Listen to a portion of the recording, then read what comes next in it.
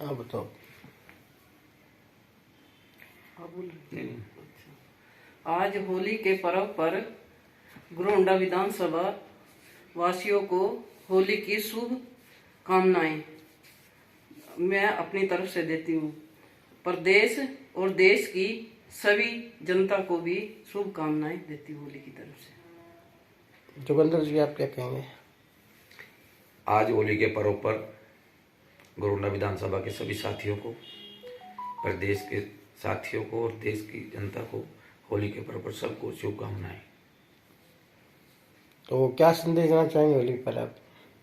होली पे सभी नौजवान साथियों से मैं अपील करता हूं कि होली को एक रंग में, गुलाल में ऐसे तरीके से खेलें जिससे प्यार बढ़े। कोई आबड़तोड़, कोई लड़ाई झगड़ा, कोई नशा पत्ता ना करके इसको खुशी से मनाएं। सभी साथियों से मैं ऐसी अपील भी करता हूं और रिक्वेस्ट भी करता हूं कि इसको एक बढ़िया त्यौहार के रूप में मनाया जाए, खुशियों के रूप में मनाया जाए।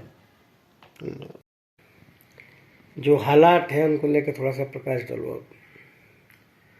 जैन साहब, देश के हालात एक ऐसे दौर पर हैं जो एक देश में डर का माहौल बिल्कुल तैयार हो चुका है। आम आदमी, आम कार्यकर्ता और जो बड़े बड़े नेता, सभी के अंदर एक डर का माहौल तैयार हो चुका है। तो ये पहली बार ऐसा हो रहा है? क्योंकि आप तो काफी दिन से राजनीति में देख रहे हो, आपकी कई चुनाव आपने देखे।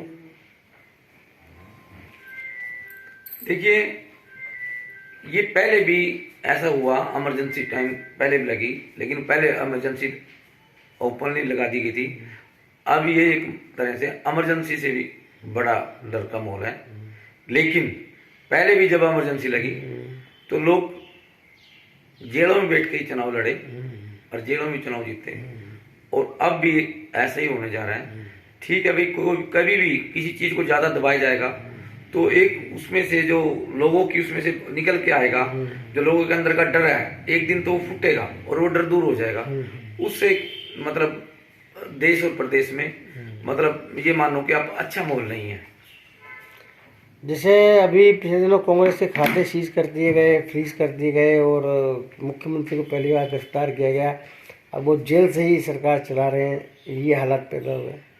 देखिए, जब बीजेपी सरकार 400 पार का नारा लगा रही है, तो जब उनको लग रहा है भाई 400 पार हमारी सीटें आएंगी, तो उनको विपक्ष की पार्टी के खाते फ्रीज करने की बजाय विपक्ष को और चंदा उन्होंने भिजवाना चाहिए था बिजनेसमैन से, जिनसे वो भी लेते हैं, क्योंकि उनको तो डर तो है ही नहीं हार जीत का। तो 400 तो पार वो कह ही रहे हैं कि हम 400 पार करेंगे। रही बात, जैसे अब केजरीवाल जी को जेल में डाल दिया गया, इससे एक लोकतंत्र में बड़ा गलत मैसेज गया है। देखिए, नीति तो हर सरकार बनाती है, कोई नीति फेल होती है, कोई पास होती है, तो उसका ये मतलब तो नहीं आप किसी को जेल में डाल दो। तो क्या स्थिति है भाजपा की हरियाणा में? आप तो हरियाणा में हो, वो खास तौर पर करनाल में क्या स्थिति हो? करनाल में कांग्रेस को किस तरह कैंडिडेट लाना चाहिए, हरियाणा में किस तरह कैंडिडेट उतारने चाहिए लोकसभा चुनाव में जो जिताऊ हो, जीत सके? देखिए, सबसे पहले मेरा मानना है कि कांग्रेस पार्टी को बिल्कुल निस्वार्थ होकर हमारे बड़े नेताओं को, चाहे चौधरी भूपिंदर सिंह हुड्डा है, चाहे रणदीप सिंह सुरजेवाला, चाहे बहन कुमारी सैलजा जी है, चाहे हमारे राष्ट्रीय नेता हमारे प्रभारी दीपक बावरिया जी हैं, राहुल गांधी जी, सबसे पहले तो ये देखना चाहिए जिताऊ कैंडिडेट को आगे लाना चाहिए। उसमें जात पात और धर्म की बात नहीं होनी चाहिए। जो जिस लोकसभा पे जीतने में सक्षम हो, चुनाव मजबूती से लड़ने में सक्षम हो, उसको मैदान में उतारना चाहिए। तो करनाल से किसे टिकट मिलनी चाहिए आपके अनुसार? दावेदार काफी हैं, आपको ही मालूम है, तो करनाल से किसको टिकट मिलनी चाहिए? कौन जिताऊ हो सकता है, किस तरह का व्यक्ति? देखिए, जिस प्रकार से आज माहौल तैयार हो रहा है करनाल लोकसभा का, ये फैसला तो हाईकमान नहीं करना है, लेकिन हमारा तो ये है कि भाई सबसे पहले आप जीत का मंत्र देखो। दूसरी बात, रोड अगर समुदाय से भी अगर लोकसभा में चुनाव में मजबूत चेहरा कोई उतारा जाए तो रोड समाज का जो कैंडिडेट होगा वो मजबूती से चुनाव लड़ सकता है, और जो भी कैंडिडेट सामने है खट्टर साहब हैं तो उनको मजबूत तरीके से टक्कर दे सकता है, और हार जीत का फैसला तो चुनाव के बाद ही होगा। क्या मराठा चेहरा हो सकता है विपक्ष का आने वाले टाइम में? देखिए, अभी वीरेंद्र मराठा जी अभी तो दूसरी पार्टी में है, उसके बारे में ज्यादा नहीं कह सकते। ये तो हाईकमान की बात है कि ये सीट कांग्रेस लड़ेगी या कांग्रेस से दूसरे एनसीपी को जाएगी शरद पवार जी को, तो ये तो उन्हीं का फैसला है, इसमें तो हम ज्यादा नहीं कह सकते।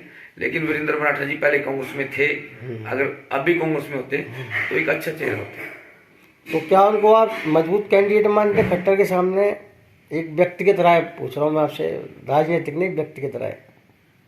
नहीं, देखिए मजबूत तो वो है, इसमें तो कोई शक ही नहीं है, लेकिन वो रोड समाज से हैं, सबसे बड़ी बात तो ये है। तो लेकिन रोड समाज से होने के बावजूद, क्योंकि रोड समाज की यहाँ लगभग 2 से 2.5 लाख के बीच में वोटर हैं, और आज की डेट में मैं ये मानता हूँ, पहले तो 70 से 80% जो वोट थी वो बीजेपी के साथ थी, लेकिन आज जैसा माहौल तैयार हो गया, अब 30 से 40% रोड बिरादरी बीजेपी के साथ है। अगर किसी मजबूत चेहरे को रोड बिरादरी से लाया जाएगा तो ये मान के चलो कि बीजेपी का ही वोट बैंक कांग्रेस में जाएगा और उससे जीत मिल सकती है।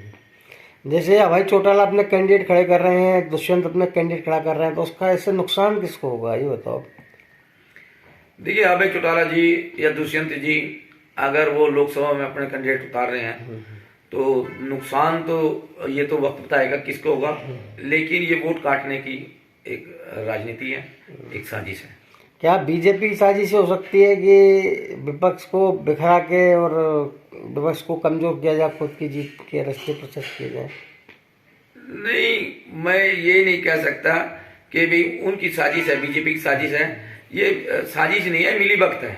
अच्छा अच्छा। एक साजिश तो बीजेपी की अकेली की होगी, ये मिली भगत है। मिली भगत होने से वो बीजेपी को खुश करने के लिए अपनी राजनीतिक दांव पे लगा रहे हैं, अपनी पोल खोल रहे हैं।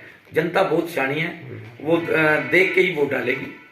जैसे अभी पिछले बार एक कांग्रेस नेता ने कहा कि हरियाणा में भी एक कमलनाथ है, हरियाणा में भी एक अशोक गहलोत है, तो आप कहाँ तक सहमत हैं कि हरियाणा में भी कांग्रेस में ऐसे तत्व हैं जो कि भाजपा से मिलकर कांग्रेस को हराना चाहते हैं? ऐसे कुछ तत्व हैं? देखिए, इसके बारे में ज्यादा नहीं कह सकता, ये तो अपनी आत्मा की उसकी विश्वास की बात है, और ये ऐसा मेरे को तो नहीं लगता कि भी ऐसा कुछ है। अगर ऐसा कुछ है तो ये मतलब मैं नहीं मानता कि भाई ऐसा होना चाहिए। कांग्रेस ऐसे कुछ तत्व हैं, ऐसे कुछ तत्व कांग्रेस में है जो कि कांग्रेस में रहकर भाजपा को मतलब खाद दे रहे, खाद पानी दे रहे हैं। नहीं, उनकी सोच का फर्क है, लेकिन ऐसा नहीं होता। जो कांग्रेसी है वो सच्चा कांग्रेसी कभी ऐसा नहीं करेगा और नहीं करते, लेकिन लोगों की सोच है उसको हम बदल नहीं सकते, लोग ऐसा सोचते हैं। धन्यवाद।